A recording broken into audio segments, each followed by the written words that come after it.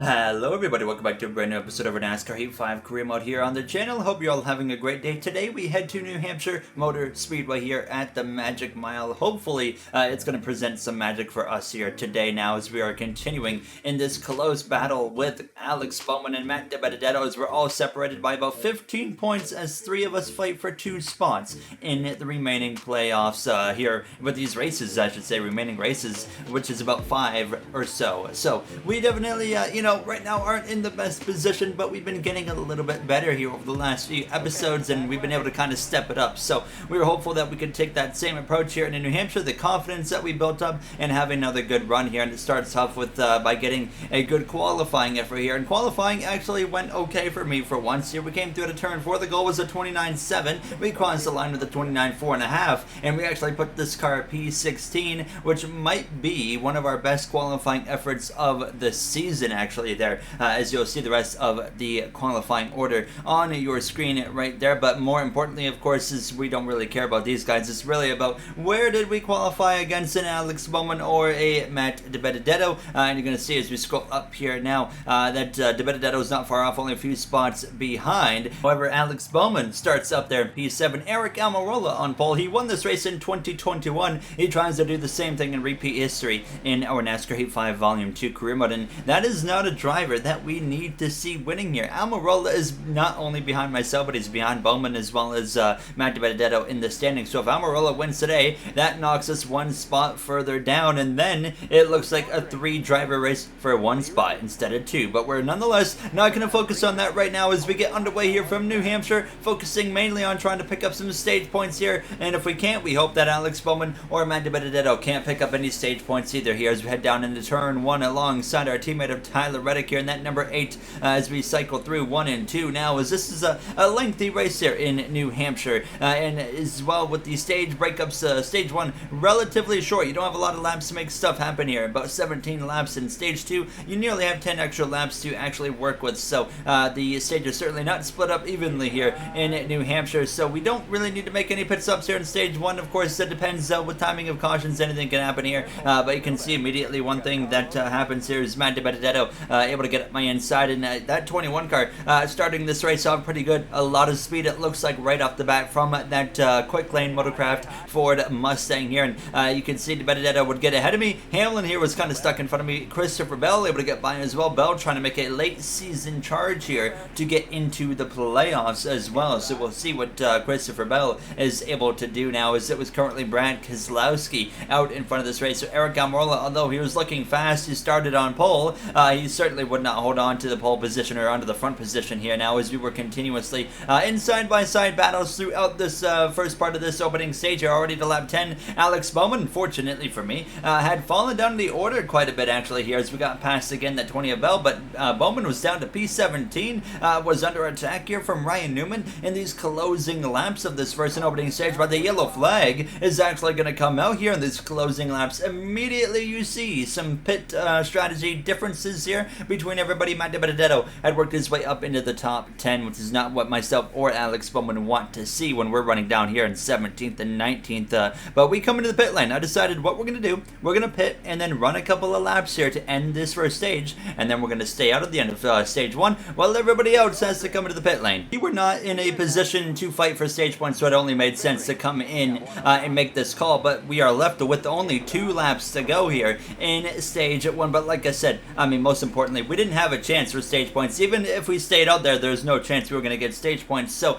coming in, that means that we'll be getting track position, most importantly, at the beginning of stage 2, and hopefully that will make enough of a difference to where we can maybe come out of stage 2 with some stage points. But who knows what's going to happen there, especially with the extra nearly 10 laps, like I said, that we're going to have now, as we're actually up the inside of Joey Logano. We're fighting hard for position here, because what we're doing is we're fighting some of these guys actually for the lead of this race, and I believe as we start the final lap of stage 1, Keselowski leads the way, but I believe we have taken the net lead for stage 2, and we go up the inside of some of these Rick Ware racing cars, just trying to get as far up the grid as we can, although it doesn't necessarily make a difference. But down this bank straightaway side by side briefly, but McLeod is able to get clear, but we dive back up the inside there into turn 3, as well as Corey LaJoie. It's going to be Brad Keselowski coming through to win stage 1 here from New Hampshire. We're going to exit turn 4 for P25, which obviously not not a great result there, but I mean, actually nearly as good as where we were running before we pitted 2 laps ago. So this car definitely fires off well, but it seems to struggle a little bit as the run goes on. But we get to stay out here. We have the luxury of not having to pit, and you can see that everybody in front of us is going to come into the pit lane, and it looks like we also are good to go to the end of this race here. But it looks like actually all the cars that stayed out, or sorry, all the cars that came in with the pit stop with myself also pitted. So everybody behind us now, this is not what I was expecting. Everybody around us has fresher tires here, so I really wasn't hoping for that to be the case, but we're alongside that too of Keselowski, and one of the best paint schemes I think in NASCAR all time right there. But he's going to clear me around the outside there. We obviously don't have the pace to fight right now with a Penske Racing and a Brad Keselowski in this 4-star Richard Childress Racing car. We have speed. We do got enough speed to be a playoff contender. That's what we're fighting for right now. I mean, you look at our teammates with Tyler Reddick with his win in Sonoma. He's already locked into the playoffs, having a top 10 run here as well today, currently in New Hampshire. Austin Dillon, our teammate as well, comfortably inside the playoffs, unless something freaky happens with a whole bunch of new winners. Austin Dillon easily is going to cruise into a playoff lock here in just a couple of more races now. But you can see I was following down the order. Eric Almirola had gotten past us, Martin Truex Jr., Kevin Harvick, and Almirola. We're just hoping that he doesn't win this race, but if he has a good enough of a point day, he can actually bring himself into striking distance of Almirola, or sorry, DiBenedetto, myself, and Alex Bowman. So even if he doesn't win, he can still have a opportunity to get to us. So that's going to make things a little bit more interesting, seeing that flame logo beside his name earlier there as well. But you can see by the time we come through to lap 9 of 25, Matt DiBenedetto up the inside here. And I was trying to fight him hard, knowing how important it is to fight for these positions against Matt DiBenedetto, especially when this is a points-paying position here in Stage 2. But I just didn't have the pace in this car to really be able to put a fight there to that number 21. So he would get past us, and we would drop down all the way to P10 here as Ryan Newman as well, able to get past myself here. We've had our fair share of battles with Ryan Newman so far this season, but this being one of the cleaner ones so far there, as he would get past, and we just continue to struggle and try to hold on here to a top 10 position. Stenos up my inside here on lap 14 of 25, approaching the closing 10 laps here of this second stage, and we just continue, unfortunately, to go in the wrong direction. I just don't quite have anything as the run goes on. Around goes Matt DiBenedetto. We run into the side of him there. Yellow flag's gonna fly, but a big shunt there from Matt DiBenedetto, who's gonna give up any stage points, but we piled into him, and the yellow is on. 3 seconds of repairs are gonna be necessary here, so obviously everybody's coming to the pit lane, so are we, but we gotta make some repairs on this car, and most importantly, Matt DiBenedetto just got robbed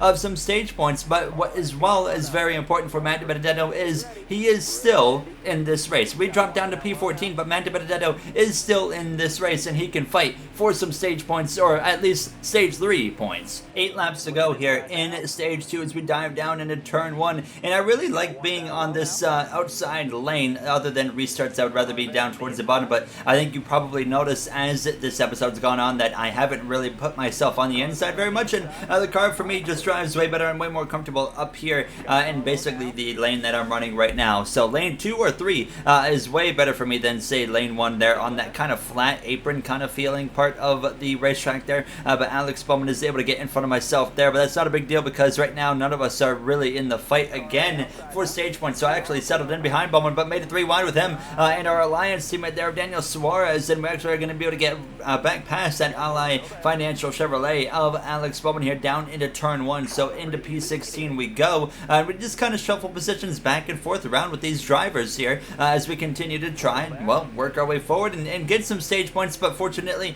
you know, I just was able to actually stay ahead of Matt DiBenedetto here in these closing laps. But what you're going to notice, though, with 4 laps to go, Bowman, he's actually able to get back past me. But take a quick brief look at my rearview mirror. You might be able to see Matt DiBenedetto is only a few car lengths or car positions behind us here. He was actually one of the next cars behind Alex Bowman. So here it comes, Matt DiBenedetto having one heck of a rebound, crashing about 10 laps ago, to suddenly in the mix here with myself and Bowman in these closing laps of stage 2. 3 wide with briefly with the 38 of Alfredo, as well as Chase Briscoe in that number 14. But we would get on the move right to the final lap, though. It was Keselowski again winning stage 2. We get P15 here in this second stage, right behind that 99 of Daniel Suarez. Our teammate of Tyler Reddick there, currently in P13. Austin Dillon gets a single stage point. But look, Matt DiBenedetto P16 directly behind us, Alex Bowman a little bit further down towards the bottom part of the top 20, but we would get ready to go back green after some pit stops here, starting from 14th place, and you can see on the lap count on the top left, not a lot of racing here in this third and final stage, 27 laps, not a lot of time to get things done here. However, there is a lot of time for things to go wrong for us here and lose out to a Matt DiBenedetto or an Alex Bowman in that 48, now 4 wide briefly. They were trying to look behind us there. These guys getting the elbows out here in New Hampshire today. New Hampshire really is a fun track to drive, by the way. You know, I don't mind this one. I've never been a huge fan of New Hampshire in real life, but it's overall a nice track to drive. But Matt DiBenedetto, he has gotten to my outside, and he goes around the outside. What a power move there from the 21 Wood Brothers driver, Matt DiBenedetto, proving and solidifying his, you know, chances of getting into this playoff here this season. And he wants to fight against us, but we can't really back down out of this because, of course, our season could be on the line when we're fighting against Matt DiBenedetto right now here. So I was just really, the only thing I felt like I could do was this right here, run my preferred lane, because anytime I would go down to where Matt DiBenedetto is running, which you see right here, I could just never seem to get the car to do what I wanted it to do. So the caution, though, actually comes out with 23 laps to go. We were side by side with our teammate of Tyler Reddick, and no pit stops necessary here because we can all make it on fuel and tires. So we would be staying out and getting ready to go green. So fortunately for myself, we are staying in the top 15. Unfortunate though, like I said, I prefer to be on the inside for the restarts, but we're here on the outside again. A majority of these restarts have been up on the top, but it's 20 laps to go here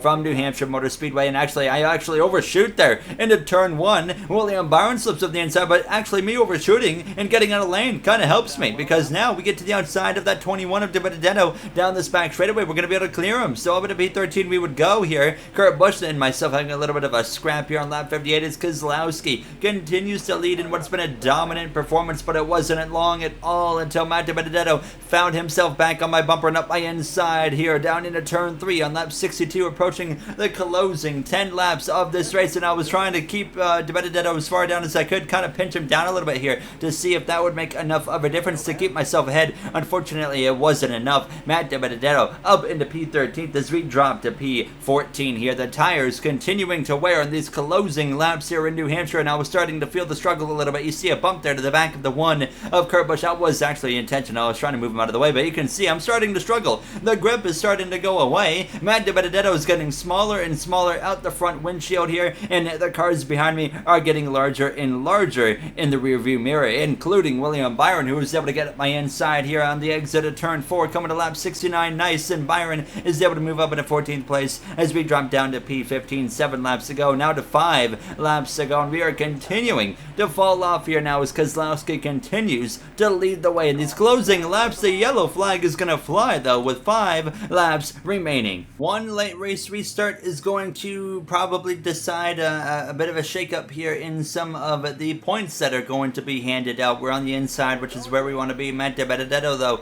on the inside as well. The green flag is going to fly. It's going to be a 2-lap shootout here from New Hampshire Motor Speedway. Alex Bowman further behind us there in the background now, as he's going to really need a good restart to get some crucial points here. Down into turn 1 though, Kurt Busch says, and I knew that I really couldn't get on the attack because look, as soon as I try to attack, I am slipping and sliding around. Byron clear. Here goes the 37 of Ryan Preece having a strong run up inside the top 20. He gets past us for P16. The 96 as well of Ty Dillon even having a strong run as Keselowski leads the way through 3 and 4. He's swept the first 2 stages. He tries to go for a full sweep here of stage 1, 2, and 3. White flag in there for Keselowski. The 17 of Buscher gets around on the inside. Here comes Cole Custer for Stuart Haas racing up the inside as well down into turn 1 on this final lap here from New Hampshire Motor Speedway. We just got to hang on at least to a top 19, top 20 finish at least here as we exit turn 2 down the back straightaway to turn 3 for the final time. Newman up our inside here, and DiBenedetto has gone nowhere but forward, unfortunately, as Brad Keselowski sweeps stage 1, 2, and 3 with the race win. We are going to come through with a drag race against Ryan Newman to the line. We beat Newman there just barely, and we are going to get credited with P19 as Matt DiBenedetto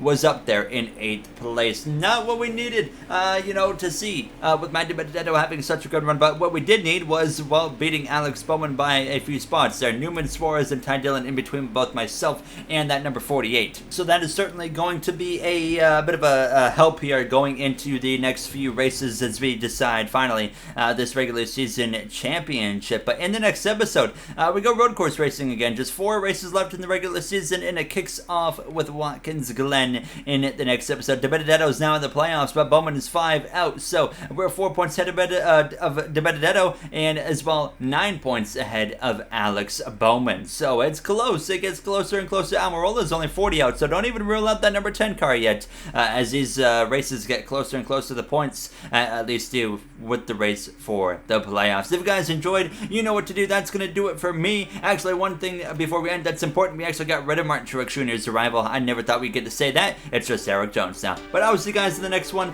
Have a great day, everybody.